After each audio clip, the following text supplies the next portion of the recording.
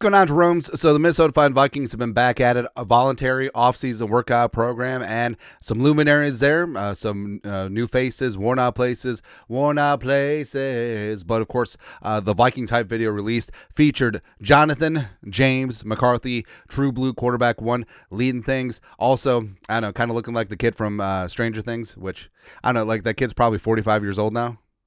That's what happens when you delay filming, right? Also, we need to be back in a country where we don't have to wait multiple years between seasons of TV shows. Also, when did the standard for TV show seasons become 8 to 10 episodes? But other than that, I have no thoughts. Anyways, JJ McCarthy back at things. Of course, that's why you lift all them weights. The Parcells-ism. And of course, Blake Cashman outside. How about that? He's in the area. There you go. He's there. JJ McCarthy talking to new running back 1B Jordan Mason. Let's go. Talking strategy. So, hey, all right, so Jordan, you run the piss out of the football. You wear out that front seven. You slow down that pass rush. And then I just drop bombs. It's going to be great, man. It's going to be so good. Also, getting some stretching in, making sure the heat off the undercarriage is in check or something. I don't know. Maybe they're doing like the karaoke step. I don't know. Jordan Mason and Aaron Jones. It's like the handshake from the movie Predator. Carl Weathers and Arnold. Dylan, you son of a B. That's best running back tandem in the National Football League. Also, Isaiah Rodgers, the only Rodgers that the Vikings signed this offseason. It's good, man. It's good. Also, JJ McCarthy going balls to the wall. TJ Hawkinson looking good, got the man bun. My culture is not your haircut or something like that. At least it's not a top knot. Although, if he had a top knot, he wouldn't be able to wear his helmet, would he? But of course, he doesn't wear the man bun when he's wearing the helmet because it's long. Yeah, I don't know. But hopefully that inner ear is good to go and TJ Hawkinson's getting some work in. Also, Byron Murphy Jr., I don't know, like he should be pretty strong, lifting up all that cash. All those bundles of hundos that he got. Plus, Josh Oliver, ideally would like to extend him, keep him in the fold, best blocking tight end in the game, right next to CJ Ham, who, forget all the government propaganda about Kyle Juszczyk. CJ Ham, best fullback in the league. I do not care what anyone says, right? And okay, so this is like a deep cut. So remember the 49ers and Chiefs Super Bowl from a couple years ago where the 49ers did not know the Super Bowl rules, and they had the ball first. They had a chance to score a touchdown.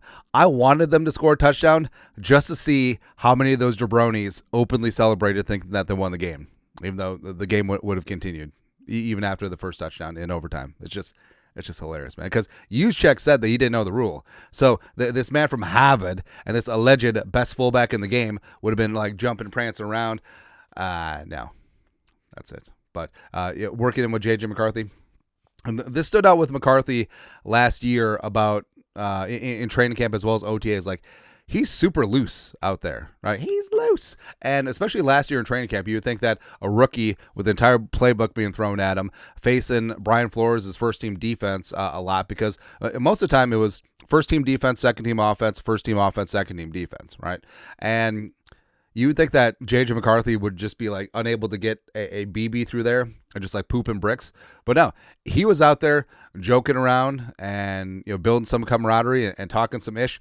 That's what you can do when you've worked your ass off and prepared. It's like the night before a big exam. If you've done your homework, if you paid attention, if you've taken notes, it's no sweat. If you ain't done any of that, you're trying to cram, ain't going to work, man. Ain't going to work. That's right. So I had a really great college professor where he said that my students prepare and they go out drinking the night before a test. Accurate. Anyways. Also, Eric Wilson back for the first time, ludicrous style. Plus, in the background, enhance. Actually, we don't have enhance, but Will the Thrill walking in. I can't make out what it says there, but I'm sure it's something to the effect of weight room warrior of the day or something like that. But Will the Thrill has been in town. He's putting in that work.